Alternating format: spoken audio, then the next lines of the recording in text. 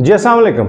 मैं हूं खुरम जंजुआ और उम्मीद है आप खैरियत से होंगे। आज मैं आपके साथ बड़ी इंपॉर्टेंट इंफॉर्मेशन शेयर करने लगा हूं। ऐसे लोग जो कि वर्क वीज़ा अप्लाई करना चाह रहे हैं वर्क परमिट के लिए और उन्हें 4.5 बैंड जो B1 CEFR की रिक्वायरमेंट है, B1 का लेवल उन्होंने अचीव करना है, उनके लिए क्या प्लान है, कैसे वो अपनी स्टडी करें। क्योंकि मेरे पास मेजॉरिटी ऐसे लोग आते हैं जिनकी स्टडीज में गैप होता है। ठीक है, एक तो याद रखिएगा कि there is no shortcut to do IELTS. अक्सर लोग शॉर्टकट ढूंढते हैं जी कि मुझे कुछ ऐसा शॉर्टकट मिल जाए, मुझे आइल्स का एग्जाम ना देना पड़े, मैं कुछ पैसे दे दूं और मुझे जो है वो कुछ एफर्ट भी ना करनी पड़े, कुछ मेहनत ना करनी पड़े और मैं फ़ौरन से आइल्स का सर्टिफिकेट ले लूं और मैं बाहर इंग्लैंड चला जाऊं।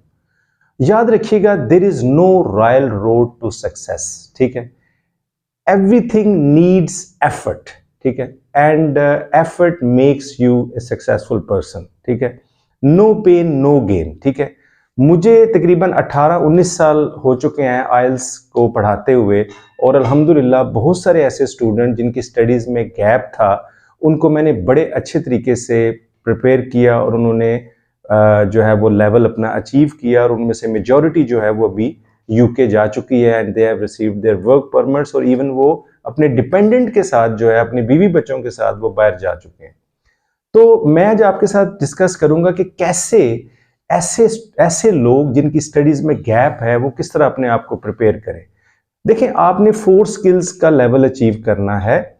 4 स्किल्स को आपने टेकअप करना है: लिसनिंग, रीडिंग, राइटिंग और स्पीकिंग।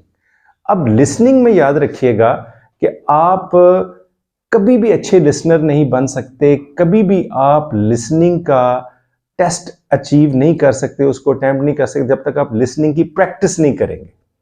तो प्रैक्टिस के लिए मैं आपके साथ शेयर करने जा रहा हूं एक बहुत ही इंपॉर्टेंट वेबसाइट है और उसका नाम है ESL-Lab, www.esl-lab.com।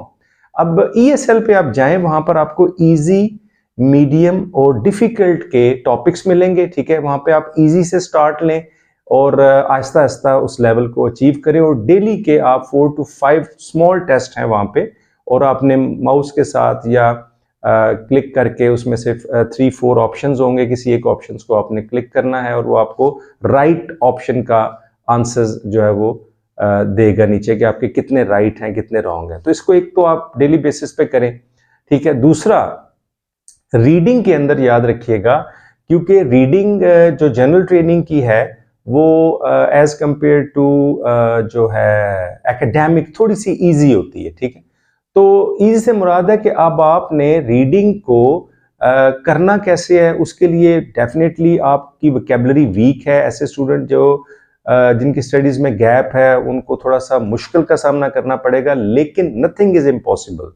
आपको थोड़ा सा ये काम करना है कि जब आप कोई भी पैराग्राफ रीडिंग का पढ़ें, उसमें जो डिफिकल्ट वर्ड्स आए उनको आप डिक्शनरी करें। ठीक है, या गूगल पे वॉइस नोट छोड़ें और आपको उर्दू इंग्लिश बोलेंगे तो आप उर्दू का वो आपको मीनिंग आ जाएगा। ठीक है जी, तो स्टार्ट में आपको थोड़ा सा उसके रीडिंग के अंदर ये देखना पड़ेगा कि आपने गूगल पे वोकैबुलरी को, कोई भी डिफिकल्ट वर्ड्स आता है उसको देखना पड़ेगा। ठीक है जी, तो नथिंग इज इम्पॉसिबल। और राइटिंग के अंदर याद रखिएगा, जितनी प्रैक्टिस करेंगे, जितना ग्रामेटिकल स्ट्रक्चर्स में अपने आप को इम्प्रूव करेंगे, जैसे आप मेरी एक सीरीज है खुरम जंजुआ ऑफिशियल के ऊपर from zero to hero in English, ठीक है, उससे आप फ़ायदा उठाएं। उसमें मैं बेसिक लेवल से एडवांस लेवल तक लेके जा रहा हूं और उसका लिंक जो है वो डिस्क्रिप्शन पे मौजूद है, उससे भी आप फ़ायदा उठा सकते हैं और बेसिक लेवल के ऊपर इंग्लिश आप सीख सकते हैं। ठीक है जी, तो एरर एनालिसिस बड़ा इंपॉर्टेंट है। एरर एनालिसिस करें। ठीक है, जो लिखें वो चेक करें या चेक करवाएं टीचर्स को। और ठीक है, उसमें अब राइटिंग के अंदर आपको एक लेटर आता है और एक आता है आपको ऐसे का। लेटर के अंदर याद रखिएगा कि आपने कोई फॉर्मेटिंग नहीं करनी, डियर सर से स्टार्ट लेंगे और उसके बाद लेटर आपने शुरू कर देना और सबसे पहले आपने लेटर का जो मैटर है वो बताना है कि why are you writing this letter. ठीक है, उसके बाद फिर उसकी बॉडी और फिर एंड पे कॉम्प्लीमेंट्री क्लोज है। ठीक है जी, तो लेटर्स में भी सिंपल वर्डिंग यूज करें, डिफिकल्ट वर्ड ना यूज करें। जितने डिफिकल्ट वर्ड यूज करेंगे उतना स्पेलिंग की मिस्टेक करेंगे, ग्रामेटिकल एरर्स हैं की मिस्टेक करेंगे।